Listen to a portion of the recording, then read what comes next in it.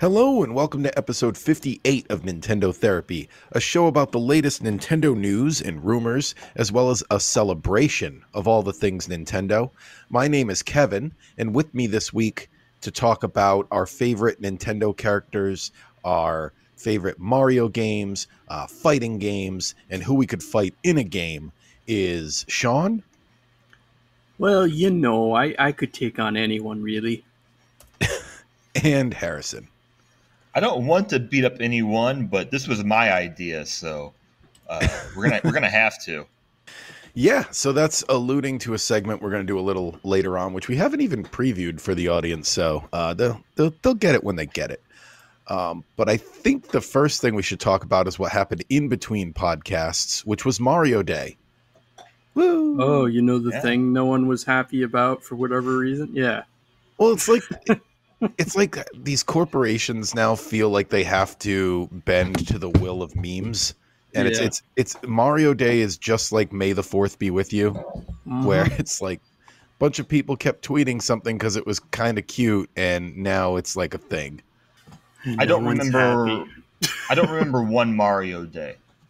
I don't remember one May 4th. We're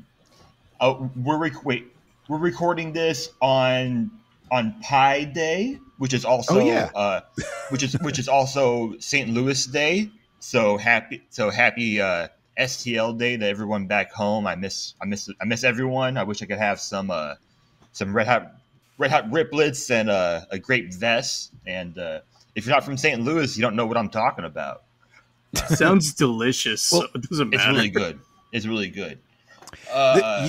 You bring up a good point, though, in saying that you don't remember a single Mario Day, because that is actually totally in line with something I wanted to bring up tonight, where I saw a lot of people complaining that they didn't add Mario Land to the Game Boy section of Switch Online. I still don't know what to call those channels, Game Boy Service, Game Boy Tab, I don't know. But the Game Boy part of Nintendo Switch Online.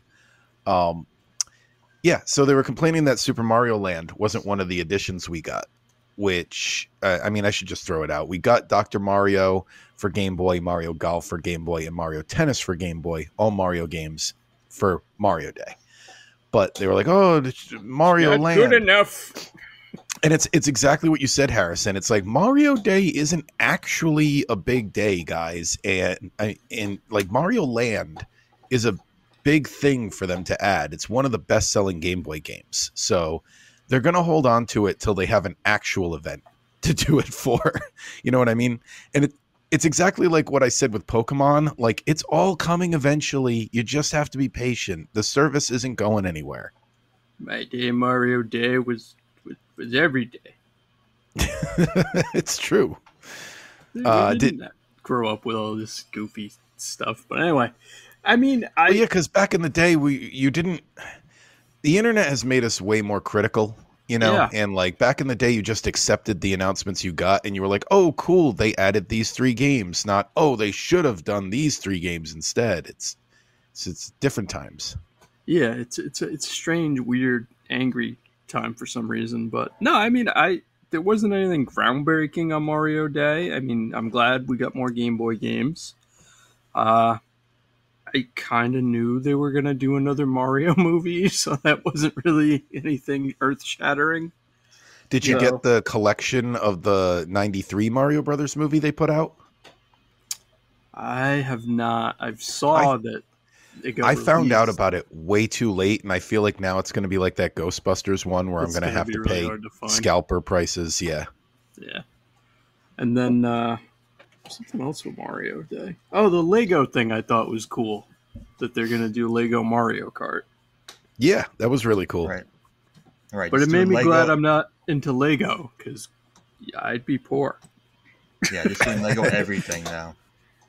My wife and I like to build Lego sets together every now and again. It's good downtime. We trade sections of the booklet. Like I'm like, okay, I'll do this section, and then you do this section. It's fun.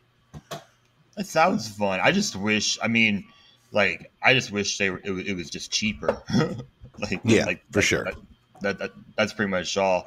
I think I've said this on the podcast before. I got bored when I worked at Target once, and I did the math on per piece, because you know how it says how many pieces are in the set, and they're pretty consistently priced at about 10 or 11 cents per piece in the sets. So I was kind of surprised that they weren't like jacking the price up on some of the larger sets. Like it all, whether it was 10,000 pieces or 100 pieces, it stayed pretty consistent at about 10 cents a piece.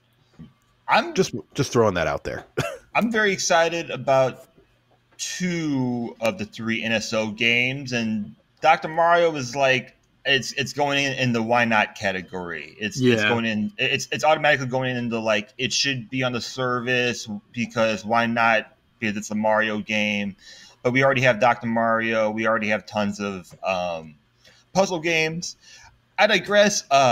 Mario Golf, Mario Tennis, Game Boy Color. If anyone hasn't tried it out, they should. No, I couldn't remember if I've actually played the RPG elements of the Mario Tennis Game Boy Color game, so I might need to do that. It's pretty. I think it's pretty cool when Nintendo has like Mario or Nintendo games that use like a random protagonist. That's, you know, it's not Mario. It's not a. It's just Alex. I think his name. I'm pretty sure his name is just Alex in this Mario Tennis game, and I'm looking forward to it. I think these are 2 bangers to add to the service.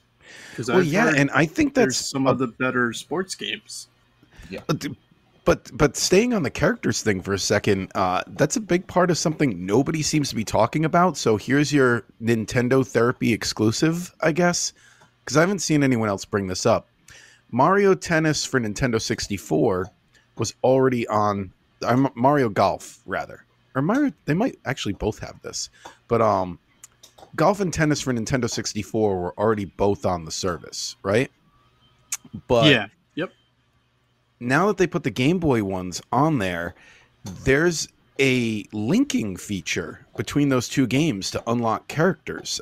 I know for a fact it's with Mario Golf. I think Mario Tennis might have it too.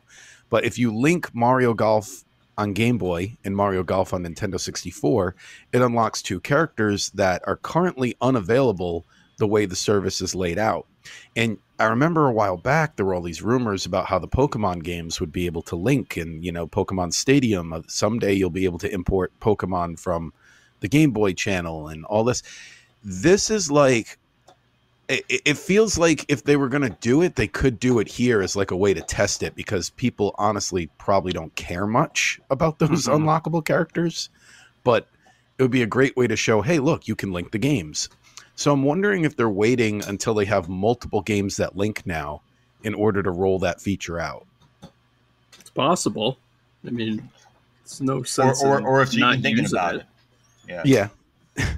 Also, Metroid Fusion and Metroid Zero, which is not Zero Mission, which is not currently on the service. Those have a linking ability as well. Trying to think of some others that were rumored to come to the service, but I would like for that to happen. That's all I'm saying. Let me get those last 2 characters.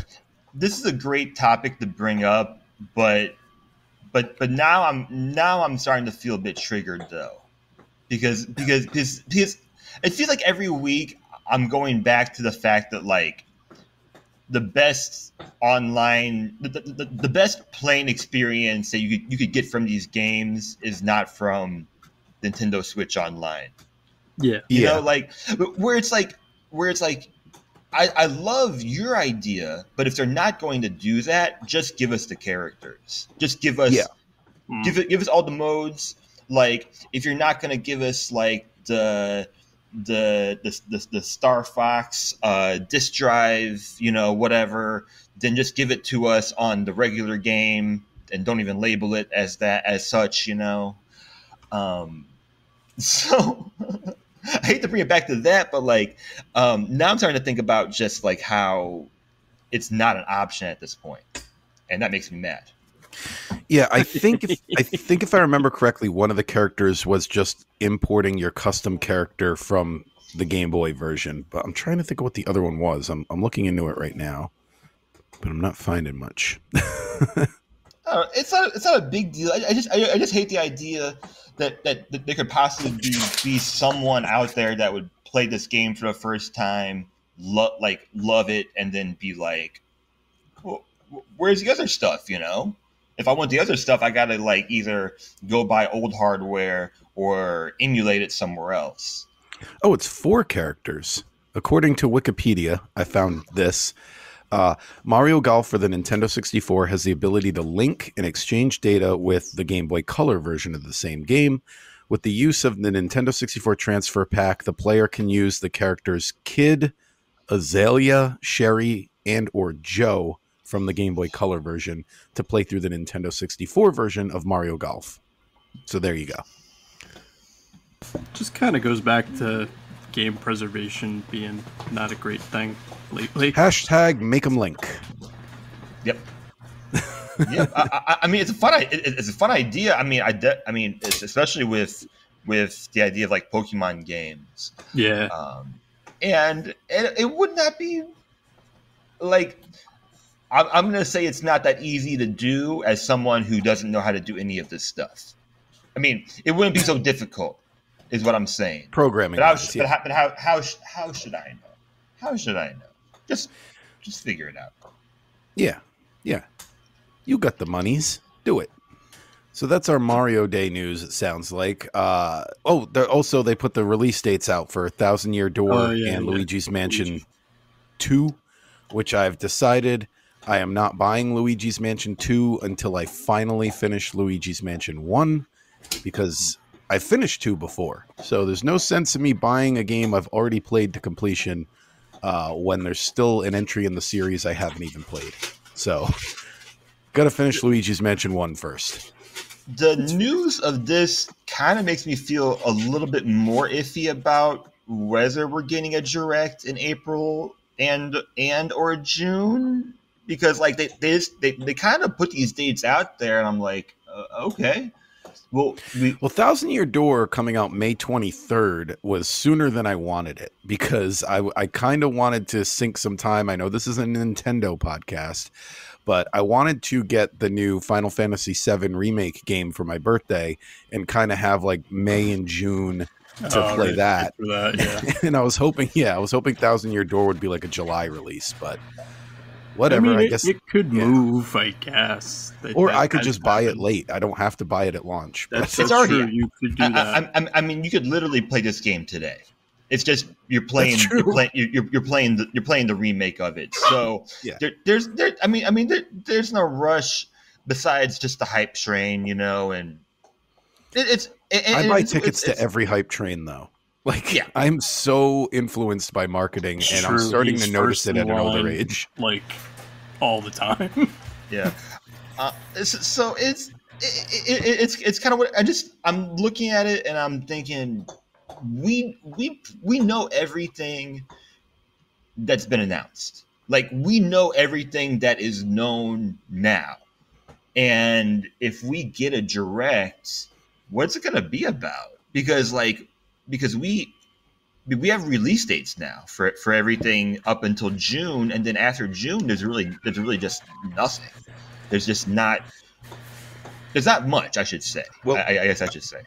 I don't know if you're being coy about this, but the rumor we tackled last week is that the June direct would be the reveal of the new system, or at least hint towards it. So now you just gotta wonder if there's going to be a March one for real. Yeah, a March or an April, because there was rumors about both. Like honestly, like a small one in March, a big one in April, a big one in June. But is there going to be one in April to show off Luigi's Mansion 2 in June, and then what's coming up in? You know, like I don't know. So I still don't know if there's anything different about it. I haven't been following it too closely, but other than like a graphical update, I don't know if they changed anything. Well, it was just that it was a 3DS game, right? Yeah, But I'm saying I don't know if they'd made any quality of life improvements or anything like that. What else is there? Is what I want to know. What else is there? You and everyone else. And what are you doing, Nintendo? Move that curtain back a little. Maybe this just means that Nintendo is going to be pretty quiet until June. Who knows? Yep. Wind Waker HD and Twilight Princess. I'm saying they still got that in their back pocket. They could flop that trump card down at any time and win the hand. You know, like it's just dangling there, just out of reach. So anyway, I think a good way to do the rest of this show, unless anyone else had any news they wanted to talk about, I think maybe do the spotlight and then the segment, because Harrison pointed out to me they kind of segue nicely into each other. It makes sense. I don't have a lot to say about the spotlight. Yeah, me either. Anyone have any other news before we do it? No, I mean, there's already a new Switch emulator. That was my other small news for the week. Oh yeah. So no surprises there. I mean, no surprises there. That's it. So did you guys enjoy playing the Sega Genesis version of Street Fighter 2? So Spotlight game this week we played Street Fighter 2 Tournament Edition for the Sega Genesis, which came out September of '93 in both countries. Just want to toss that out at the top because, you know, consistency. I'm a slave to it. How do you guys remember playing this game when it came out? I didn't play it when it came out for Sega. So. I played it. Yeah. I mean, any like in general, by like just like any console. Yeah. Street Fighter 2 Turbo is probably one of my favorite games and one of the only fighting games like I got into. I think was the one after this one, correct? Yes. I think this was the first expansion to Street Fighter 2. So I remember being very confused at the time because I didn't play. I'm tongue-tied. Sean, yes, Turbo was the first one I played as well. Yeah. But I think I remember them advertising Turbo and even this game a lot with the same box art as Street Fighter 2. Like, I think for a little bit when you would see magazine ads and stuff, it would, like, I've always been confused about the Street Fighter 2 box art because every time I see it, I'm like, I thought that was the box art for this other game. And I don't know. I don't know if there was a mix-up or if I was just not understanding the advertising correctly at the time, which is the more likely answer. But yeah, I didn't play this one at the time. Started with Turbo. I can see how this is an evolution off of 2. It's funny how much these games would just be DLC these days. Like it's like the definition of DLC. It's interesting that they get full releases. Yeah. Which is one thing I like to comment whenever people try to knock modern video gaming. And they'll say like, oh, remember when you didn't have to install anything and there was no DLC? And I'm like, yeah, well, instead they made you buy an entirely new game sometimes. So there's that. Everything has a plus and a minus, you know? And on Super Nintendo, they had you buy it 3 times if you really liked it. Yeah. Yeah, exactly.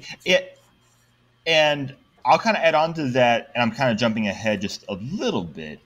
If you look at the 36-year history of Street Fighter, there's only been 10 years out of the 36 years where there hasn't been at least one Street Fighter game released, which I'm very interested because undoubtedly, like, this is one of the more influential either games or series that we have played, but I'm not sure how like the importance of either the series holds up today or the lore holds up today or the characters, because I certainly see the, you know, Chun-Li or other characters intertwined in other pop culture.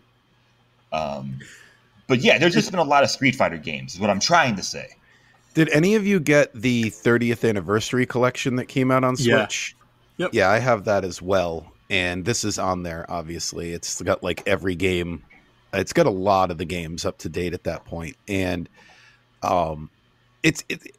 I bought that because this is a series I always lie to myself and say I'm going to get into, but like Street Fighter fans are like their own. It's like its own animal, that fan base. There's so much to this franchise outside of the games and stuff, and every time I think I'm going to get into it, I just remind myself that I'm not good at fighting games. I put it on Turbo at the easy.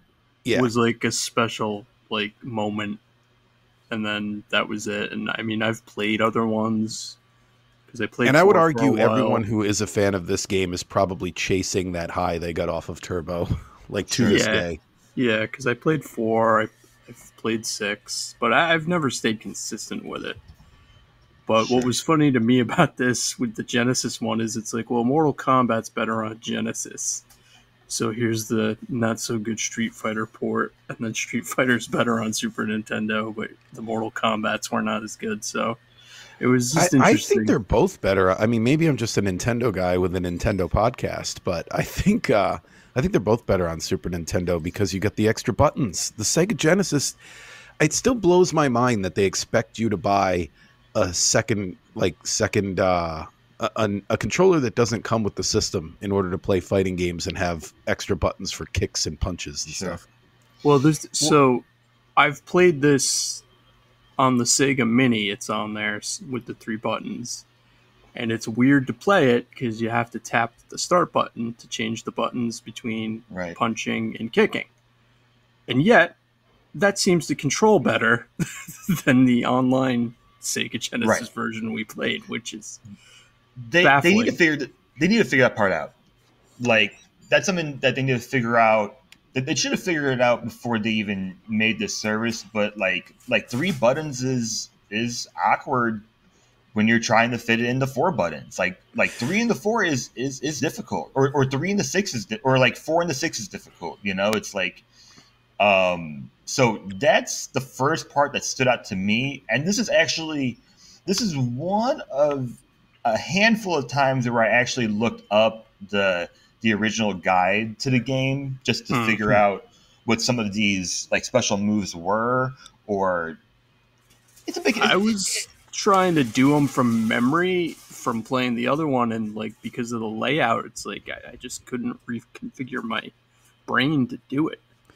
And I can see what you're saying, Harrison, because I feel like there's 2 different approaches to the Switch Online service altogether. Is Nintendo seems to be wanting to give you the authentic experience you would have playing these games on the original hardware versus we need but at the same time they're giving us save states. So if you're giving us save states and other quality of life improvements, there's no reason to not let us map a custom button layout to the controller. Because this is the first game we've played where that was glaringly out there to me, where I'm like, why can't I remap the buttons? And it's just it's just not authentic. No matter it's not pure. No matter how you wanna slice it. That's how I'll say it. I mean, even if you are playing these games with if you're playing an N64 game with the N64 controller, it's still not 100% authentic and pure. So the joystick is a little different. Yeah, I mean, I'll beat it to death. I mean, I'll say it over and over again. Let us have the option. This game especially made that obvious. Just the 3 button or 6 button system makes it quite difficult. This was the best arcade game in Japan in 93. This was the 6th most popular in Japan in 94. But for context, Super Street Fighter was number 1 and Virtua Fighter was number 2 in Japan. And it just went real quick. And it's interesting I've never looked at these numbers. If you look at arcade numbers during this time, fighting games were huge in Japan, while racing games were huge in the UK, and then I guess racing games were also huge in the US as well. But it was more of a mix. Go ahead, Kevin. Yeah, I feel like it was a mix. Oh, I was just going to say, if you were playing it in the arcade and at home, either one, if you're wondering what the difference was, like what was upgraded about this, the main thing is that you can now select Bullrog, Vega, Sega, and Bison as characters to play. And it also enabled mirror matches, which is like if you choose Bullrog, you end up having to fight yourself. So that was like the major change outside of like little like tweaks to like combos and stuff like that. But it's funny how over every fighting game, like the key difference is just like, okay, well, what are the new characters? You know, like that going back to the first improvement on the game, it's been the same thing ever since. And then you get into debates of when they start leaving characters off.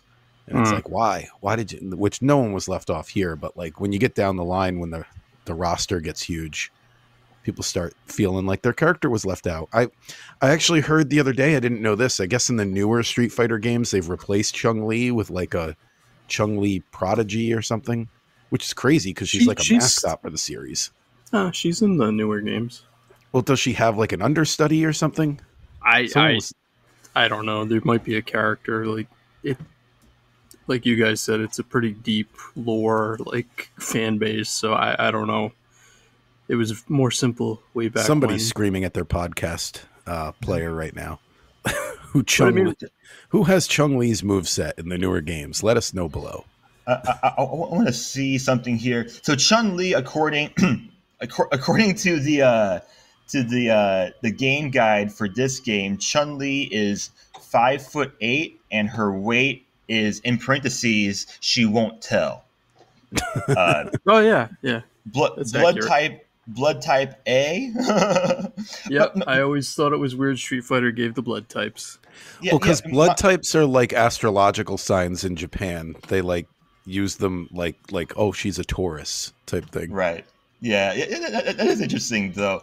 I think my favorite is like, I don't know if I have a favorite. I like Ken for some reason, and Ken, I found out on here, he says he's 5'10", 169 pounds, which is a little bit shorter and a little bit lighter than me. And Ken is jacked.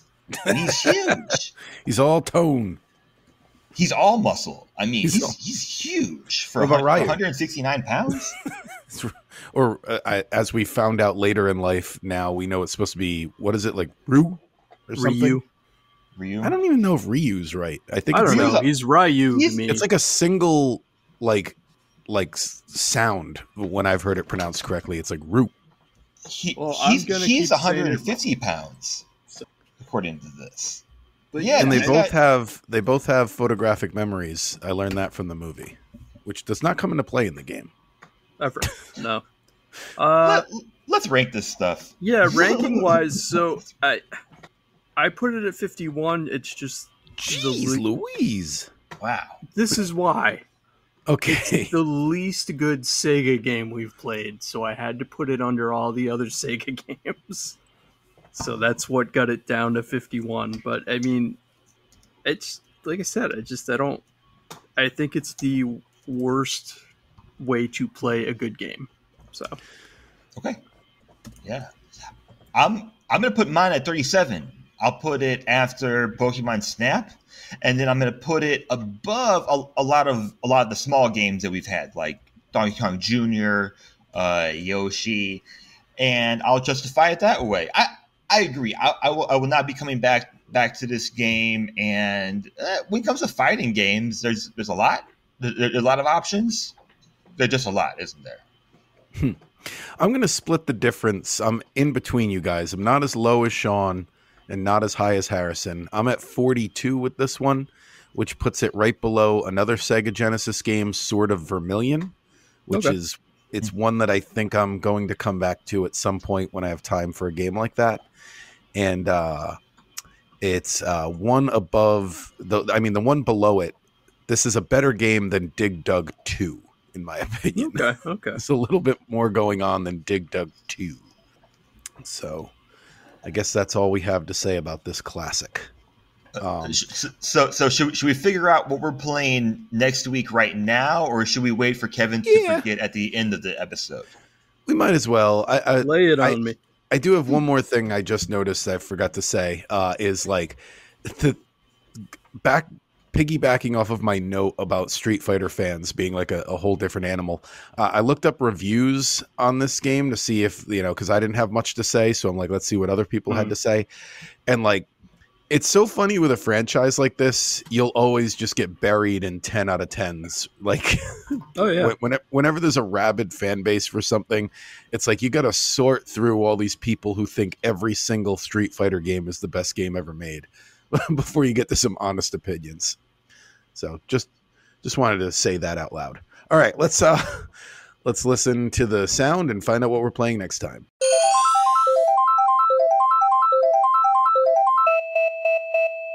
Okay, so this fits with our earlier conversation. We can knock off another Mario game for Mario Day. We're playing Mario Tennis for the Nintendo 64. Oh, good memories of that one. That'll be good, though. I haven't played it in a while. Yeah, I had a friend who was, like, amazing at, like, unbeatable at this game. Made it unfun. Like, it was like, okay, if we're playing today, Chris can't play. That's right. Yeah. So yeah, we'll be playing that next week. And that's a good segue from Street Fighter into our little bonus segment, we can call it, I guess, of what we want to talk about this. I can't talk this week, guys. Something's wrong with me. So here's our pay-per-view preview of each of us having 3 bouts with Nintendo characters. Yeah, I'm stumbling over my words. So this is Nintendo characters we think we could beat in a fight. And I don't know if you want to go one for one, Harrison. Why don't you run this list since I can't talk? Sure, I'll go first, and then we'll just trade off because I'm pretty confident you don't have any of these. It would be so just I need to clarify one thing real quick for us and any listener. It is Nintendo characters that we could beat in a fight, not necessarily ones that we would want to beat in a fight, because there are not that many characters in Nintendo that I would want to fight or that I think that I could beat up. So that's going to be very important for my first pick today. It's going to be very important. Keep it in mind. I don't want to do it. Okay. My first pick today is Tortimer, the turtle mayor from Animal Crossing. He almost got on my list, and I'm like, nope. Starting the list with some elderly abuse. I like it. So there are tons of elder Nintendo characters, and Tortimer is by far my favorite. I love Tortimer. But let's just the point of this thought experiment is who could we beat up? And Tortimer is old and he's a turtle. He's not going to be able to move very quickly. And he's old. Okay, let's just pretend that he has some like certain geopolitical takes that I don't agree with, and he's getting a little belligerent one night, and I just have to like let him down. And honestly, like if we got into a fight, I don't need to like beat him up like that much. And I'm gonna look it up right now. I could probably just like take him by the head. Yeah. Okay. So if you remember, Pedro Martinez versus Don Zimmer in I think it was 2003, where Don Zimmer, the really old coach for the Yankees, he charged at Pedro, and Pedro basically just took his head and just kind of like laid him on the ground. I think I could just do that, not beat him up, but like just kind of restrain him. Are you turning his body into the museum after? First one. So the first one always goes to oh no. The first one goes to the owl. Yeah. I can't believe I'm the Animal Crossing guy. Blathers. Oh my god. You're gonna donate the corpse of the mayor to okay. First one always goes to Blathers. Yeah. I want to give you credit for thinking of that one because I briefly thought of Animal Crossing and I was like, well, At first, I was going to put Tom Nook on my list, but then I was like, no, you know what? I've seen Guardians of the Galaxy. I can't take Tom Nook because he's just going to scratch. He's going to Rocket Raccoon me. So I did not pick anyone from that franchise. I feel like Tom Nook would have his kids kneecap you. Yeah. Tom Nook is part of the mob. But here's the thing. But you know, wait, pause.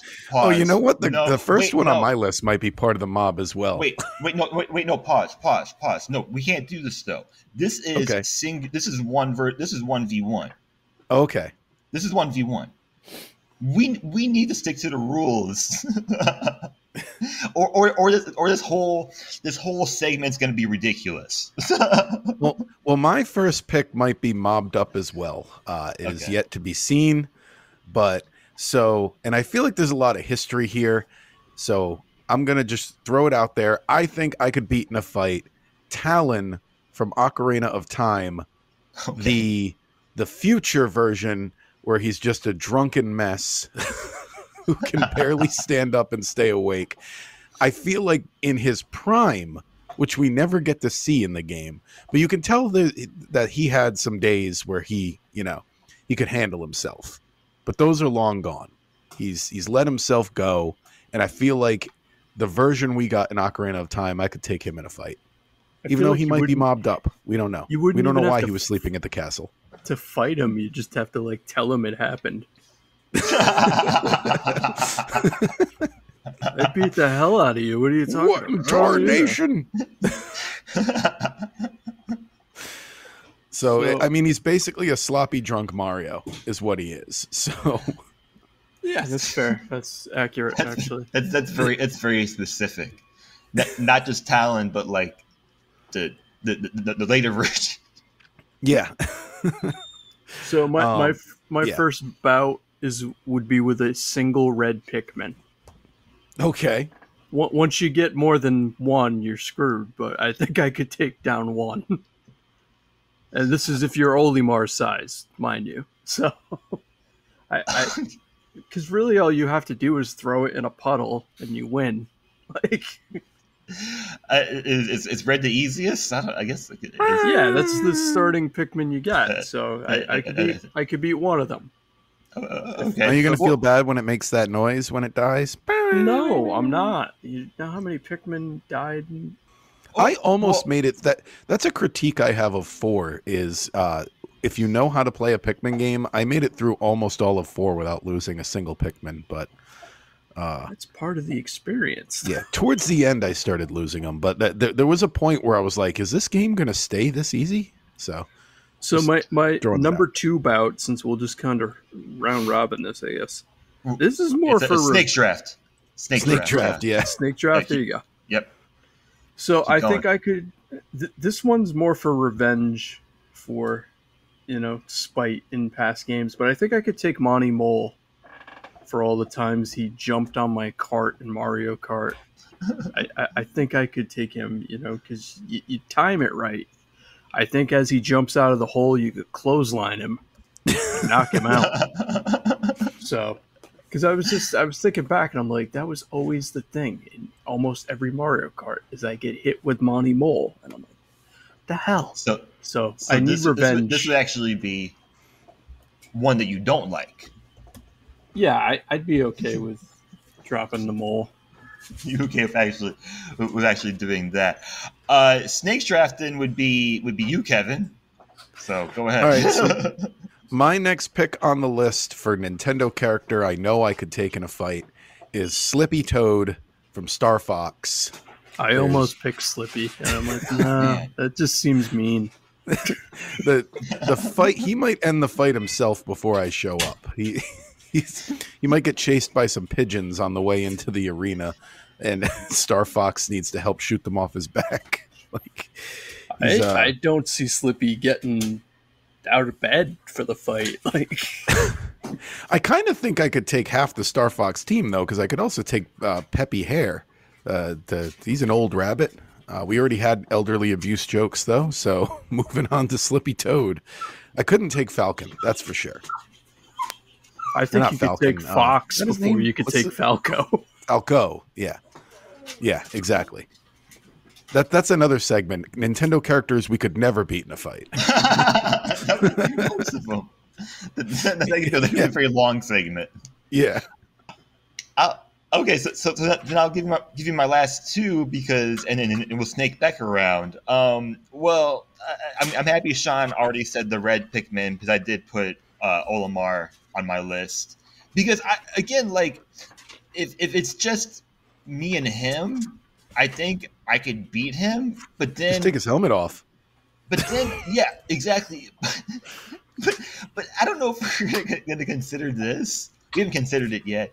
Olimar is in Smash Bros. Ultimate, and according to the wiki, he's ranked 33rd out of the entire roster.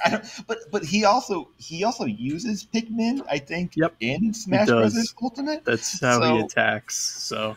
So I'm gonna say, yeah, I can beat him. I could probably just like kick his helmet. He's pretty short, right? You're getting him right after the crash, then immediately before he can get any Pikmin. Pikmin are allowed. They gotta watch. They gotta watch the fight. And then my last one, who is also in Smash Brothers, is Mr. Game & Watch. I was gonna pick him, but if you look at his moveset in that game, I was like, no, he'll light you on fire and smack you in the head with a wrench, like. But if you think you can take him, Harrison, that's entirely up to you. I'm hoping that he's 2-dimensional, and I could sneak up and just like kick him over. Use your 3D-ness against him. But I'm not so confident about this last one, and luckily we'll never find out. You know, I don't know. I can't really give it to you because I mean he'll take a chair out and crack you with it, and then call out an octopus to drag you off the screen, and I might have punted on this round, but you can't prove that I'm wrong. And Mr. Game & Watch doesn't have Twitter, so fanboys come after me, I guess. If he had it, it'd all be emojis. That's all it would be. You never know what the hell he was saying. So okay, I'm gonna say I'm 2 out of 3, and I don't know if I can beat my last one. You guys may disagree. So Kevin, you're in the middle of the snake draft, so you go next. Okay, so the number one Nintendo character that I know that I could beat in a fight is Baby Mario. He doesn't stand a chance. I knew wow, you went there, huh? I knew one of you was going to pick this one. I actually originally had Olimar on my list, but then Harrison said it, so I was like, all right, who else can I take? Well, Baby Mario's not going to put up much of a fight. If I can distract the Yoshis with some cookies over in a corner, he's not going to be able to make it out alive. Wow.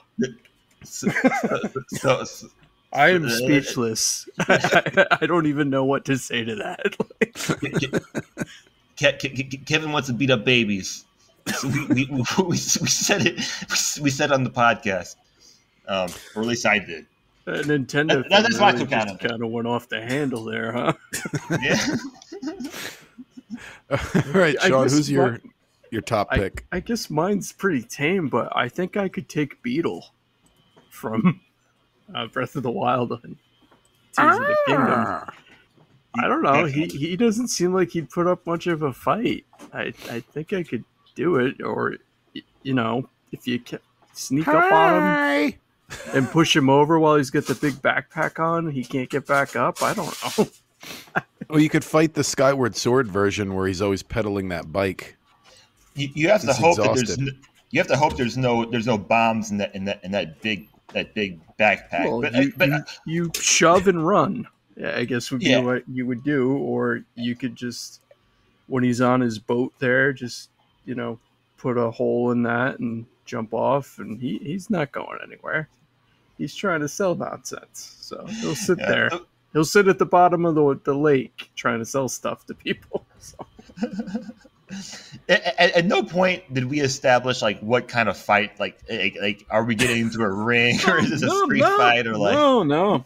I like that it was kind of open. So I was just like, that's Monty Mole's the one I actually would want to fight. But it's like I could take. I pictured the Baby Mario fight that it's more like a hit. Like he was just sleeping in a bassinet.